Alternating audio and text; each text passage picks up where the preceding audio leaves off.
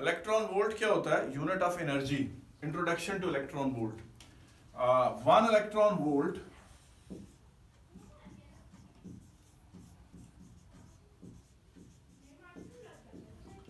is the kinetic energy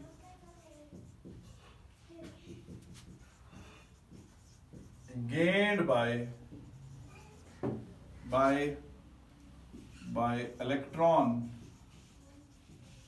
or proton when it is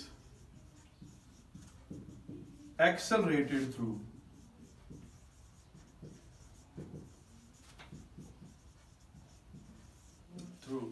a potential difference of 1 volt.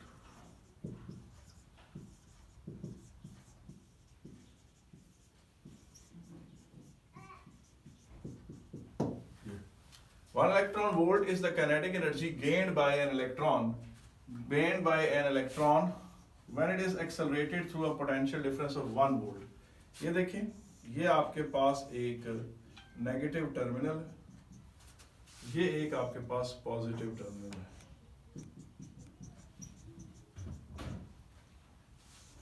और ये 1 volt है, 1 volt का potential difference. यहां से आप इलेक्ट्रॉन को छोड़ें तो वो इलेक्ट्रॉन नेगेटिव इलेक्ट्रॉन है, उसको नेगेटिवली चार्ज होता है, उसे ये प्लेट रिपेल करती है और ये वाली प्लेट अट्रैक्ट करती है। तो वो जब एक्सेलरेट करता हुआ बाय द टाइम यहाँ पहुंचेगा तो उसकी स्पीड इंक्रीज होगी, उसके पास जो काइनेटिक एनर्जी होगी वो 1 इलेक्ट्रॉन वोल्ट कहलाएगी। तो वो एनर्जी का यूनिट है, जिसका मतलब है इलेक्ट्रॉन वोल्ट किसका यूनिट है? एनर्जी का यूनिट है। अच्छा, 1 इलेक्ट्रॉन वोल्ट हो गया।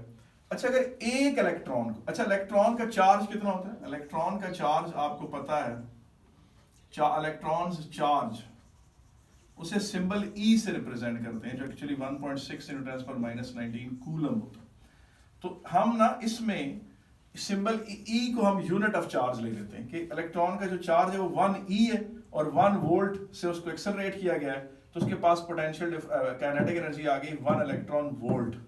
अच्छा, उसी इलेक्ट्रॉन को अगर 2 वोल्ट से एक्सेलरेट किया जाए तो उसके पास जो आखिर में एनर्जी आएगी वो 2 इलेक्ट्रॉन वोल्ट।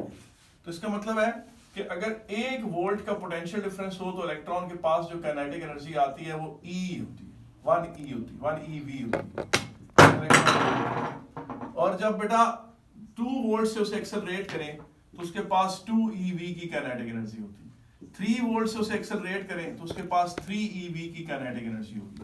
उसको 100 वोल्ट से एक्सेलरेट करें इलेक्ट्रॉन को 100 वोल्ट्स में, तो एट द एंड इलेक्ट्रॉन के पास 100 इलेक्ट्रॉन वोल्ट की काइनेटिक एनर्जी होगी। और अगर उसको 1000 वोल्ट से एक्सेलरेट करें इलेक्ट्रॉन को तो उसके पास 1000 वोल्ट की इलेक्ट्रॉन वोल्ट की काइनेटिक एनर्जी होगी। अच्छा, अब आप आ जाए अल्फा पार्टिकल के पास। आपको पता है कि अल्फा पार्टिकल के पास, ये अल्फा पार्टिकल, इसके पास 2 प्रोटॉन और 2 न्यूट्रॉन होते हैं। इसका चार्ज 2e होता है। अल्फा पार्टिकल का चार्ज क्या होता है? 2e, यानी 2 times the charge of electron या 2 times the charge of proton, ignoring their science, ये वाला चार्ज होता है। लेकिन लेट्स से कि हम इसको फिलहाल E की शक्ल में रखते हैं। तो ये अगर फर्ज करें कि पोटेंशियल डिफरेंस अगर 1 वोल्ट हो, अब ज़ाहिर है अल्फा पार्टिकल तो यहां से एक्सेलरेट करता हुआ, पॉजिटिव से एक्सेलरेट करता हुआ नेगेटिव की तरफ जाएगा।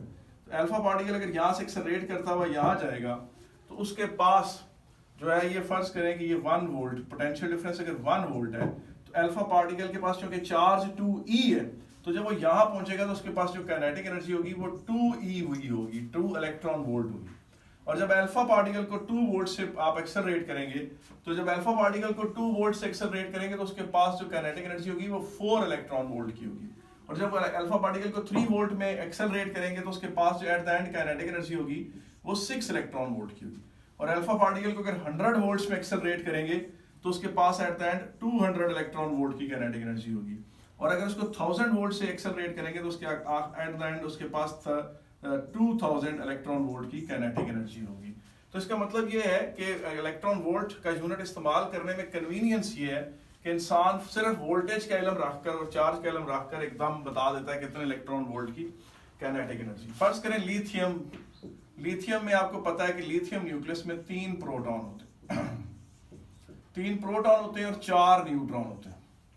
लेट्स से कि लिथियम आयन आपने ले लिया, लिथियम के जो रोटेटिंग इलेक्ट्रॉन्स थे वो आपने छीन लिए, उससे लिथियम +3 बना लिया आपने, लिथियम का न्यूक्लियस है खाली Le+3, उसके तीनों इलेक्ट्रॉन आपने छीन लिए हैं, जो कि आप एक्सरे फायर करके उसके ऊपर उससे छीन सकते हैं। अब वो तीनों इलेक्ट्रॉन्स आपने छीन लिए उससे, तो उसके ऊपर चार्ज कितना आ गया, 3e का चार्ज आ गया, 3 times the charge of proton. अब इस लिथियम आयन को अगर आप 1 वोल्ट्स के पोटेंशियल डिफरेंस में एक्सेलरेट करें तो इसके पास 3 इलेक्ट्रॉन वोल्ट की काइनेटिक एनर्जी होगी।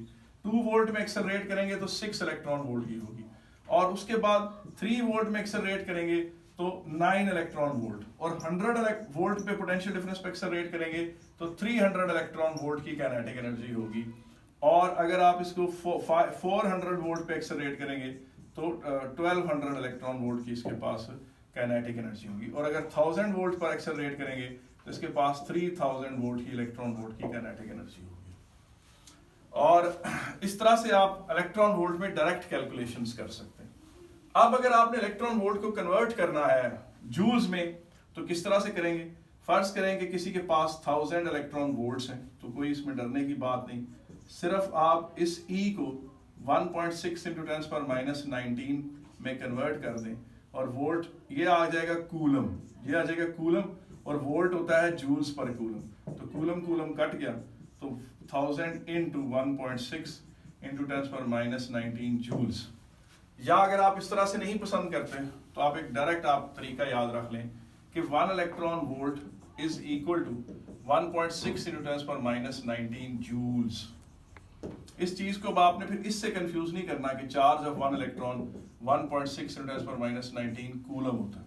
अच्छा, एक सिंबल E भी है जो मैथमेटिक्स में अपीयर होता है 2.713 के लिए, उसके साथ भी इसे कंफ्यूज नहीं करना, और सिंबल E हुक्स लॉ में एक्सटेंशन के लिए भी इस्तेमाल होता है, उसके साथ भी इसे कंफ्यूज नहीं करना।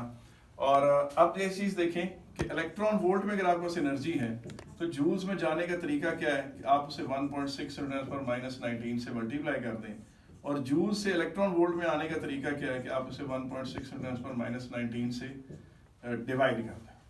और 1 किलो इलेक्ट्रॉन वोल्ट किसके बराबर होता है? 1 किलो इलेक्ट्रॉन वोल्ट 1.6 × 10 पर, ये देखें इसमें 3 ऐड कर दें, -16 जूल्स।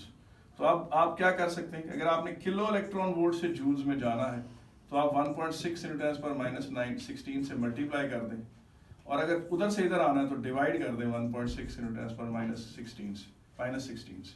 और इस तरह से देखें 1 मेगा इलेक्ट्रॉन वोल्ट वो 1.6 × 10⁻19 में 6 ऐड कर दें तो -13 जूल्स हो जाएगा।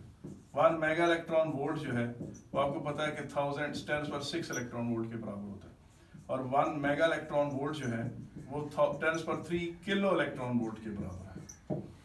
इसी तरह से 1 गीगा इलेक्ट्रॉन वोल्ट जो है 1.6 × 10⁻, इसमें 3 और ऐड कर दें, -10 जूल्स के बराबर है। तो इस तरह से आप इलेक्ट्रॉन वोल्ट से जूल्स में और जूल्स से इलेक्ट्रॉन वोल्ट में कन्वर्ट कर सकते हैं। कितने